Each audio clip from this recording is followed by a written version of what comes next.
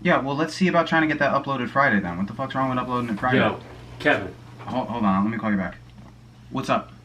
Bizarro World Sabo, the Thieves in Time fanboy, he's here. He's back. Dude, this guy's a fucking prick. You gotta get him out of here. Yo, is this where he makes these YouTube videos? Who the fuck are you? You play Thieves in Time? I don't play that shit, but I'm a grown man. Well, you got no fucking taste? Fuck that. What kind of people hang around here?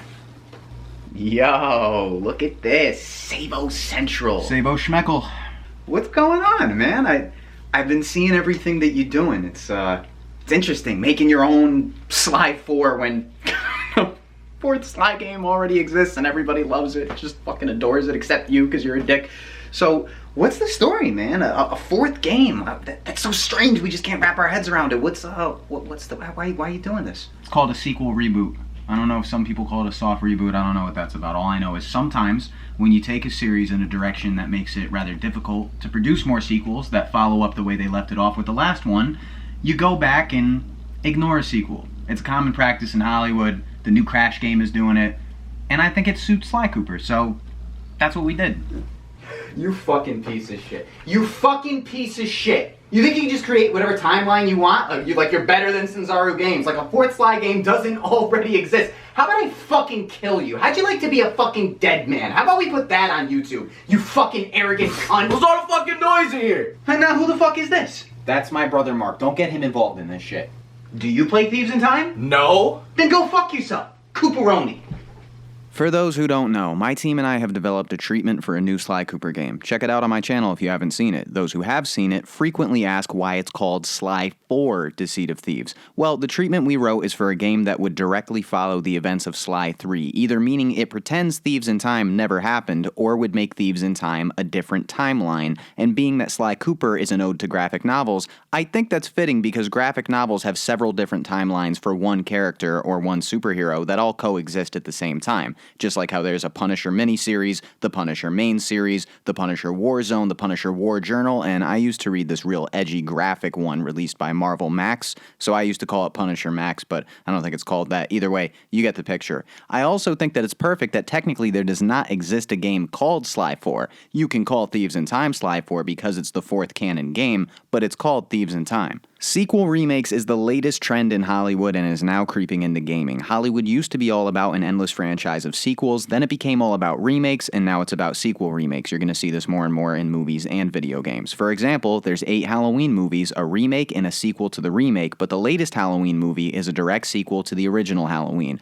There's 5 Terminator movies, but the latest Terminator is a direct sequel to Terminator 2. The latest Crash Bandicoot game is a direct sequel to Crash Warped. The latest Ratchet & Clank game is a direct sequel to Into the Nexus. And notice how nobody says, hey, technically the last Ratchet & Clank game was a reboot, this new game should technically be a sequel to the reboot. What, they're just gonna disregard the reboot? Even most hardcore fans of a lengthy franchise usually seem to find common ground in the understanding that once you have 7, 8 sequels, the story of the entire franchise as a whole starts to wind a bit and become hard to keep up with. Bringing things back to basics and making a sequel that's closer to what the original was all about becomes welcomed. You notice nobody's saying the new Crash 4 is a disgrace to the sequels because it's a direct sequel to Crash Warped, and I know hardcore Crash fanatics. I've stayed at Jeremiah Isaiah's house, dog, and let me tell you something, that dude's the real deal. He won't let you say anything bad about the Crash sequels, and I'm sure even he's hyped about the new Crash 4. I'm not too much of a critical person. Yeah, well, there's definitely some Crash games that aren't good.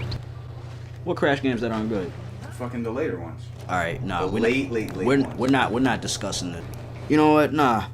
Fuck this. There's 2 core reasons I think sequel remakes is a great idea. Number 1, oftentimes a sequel steers the series in a direction that's hard to follow up, and people inevitably ask, how the fuck are they supposed to follow up that last one if they're gonna make another one? The other great reason is because sometimes people forget about later sequels or don't know they happened at all. Like hardcore Rocky fans know there's 8 movies. Some people only know 4 or 5 and are like, they made it all the way up to 8? You know, a lot of people who grew up playing the original Sly game probably don't even know about Thieves in Time. It didn't sell incredibly well. It came out so long after the original franchise, once people who played it when they were kids when it initially came out are now grown, and it failed at relaunching the series. So to answer the question I've been getting from subscribers, here's what Deceit of Thieves is, and here's why it's a direct sequel to Sly 3. Sly 4 Deceit of Thieves is a complete and proper treatment for a new Sly Cooper game. The theme is not to say fuck Thieves in Time, but rather to take you back to the PlayStation 2 era, where you as a kid are hot off completing Sly 3 in all its glory, with your appreciation for the trilogy in full swing.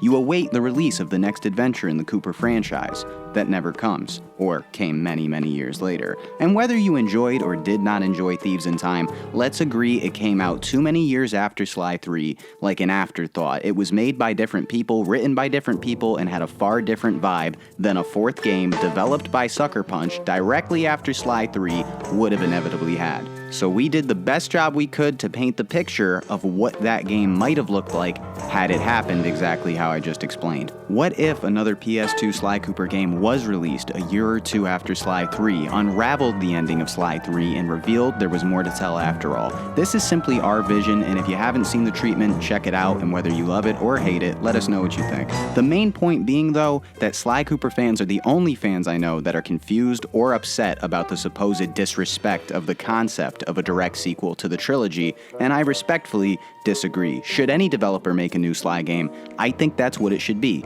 Take fans back to the classic era, when the world was less fucked and Sly Cooper games on PS2 was all we cared about.